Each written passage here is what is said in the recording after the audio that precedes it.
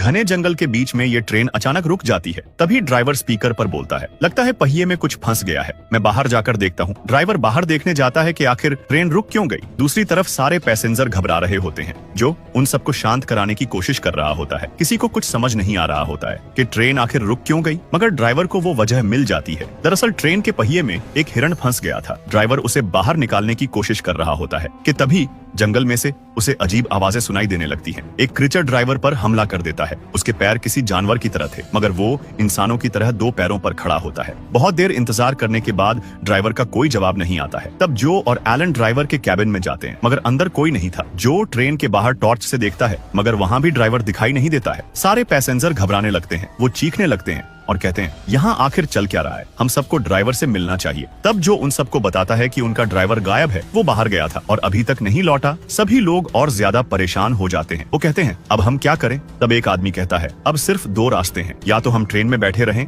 और मदद का इंतजार करें, या फिर हम पैदल चलकर अगले स्टेशन तक पहुंचे। सबसे बड़ी बात तो यहाँ ये थी कि किसी के भी फोन में यहाँ सिग्नल नहीं आ रहे थे। ये लोग पैदल जाने का फैसला करते हैं, क्योंकि अगला स्टेशन सिर्फ 4-5 किलोमीटर दूर था। मगर जो सबको जाने से रोकता है, वो कहता है, अगर उन लोगों ने ऐसा किया तो उसकी नौकरी चली जाएगी। मगर सबके समझाने पर जो बाहर जाने के लिए मान जाता है। सभी लोग स्टेशन की तरफ चलने लगते हैं, मगर जंगल से कोई चीज इन पर नजर रख रही थी और इनको जंगलों से अजीब आवाजें भी सुनाई दे रही थी। जो और एलन को ड्राइवर की लाश दिखती है, जिसे देखकर सब डर जाते हैं और वापस ट्रेन की तरफ भागने लगते हैं। जंगल से कोई चीज भागती हुई आ रही थी। सब तो ट्रेन में चढ़ जाते हैं, मगर क्रीचर जेनी की टांग पर काट देता है। सब लोग जेनी को पकड़कर ट्रेन के अंदर खींचकर दरवाजा बंद कर देते हैं। एलन ब्लीडिंग को रोकती है। सभी डर के मारे बैठे होते हैं। किसी को कुछ समझ नहीं आ रहा था वो चीज क्या है। तभी वो क्रीचर जोर से ट्रेन पर धक्का मारता है और अपने गहरे पंजों से ट्रेन को खरोचने लगता है। कुछ देर बाद मामला शांत होने पर जो ड्राइवर के कैबिन में जाता है और रेलवे स्टेशन से संपर्क करने की कोशिश करता है, मगर कोई रिस्पांस नहीं मिलता है। सभी लोग बैठकर डिस्कशन कर रहे होते हैं कि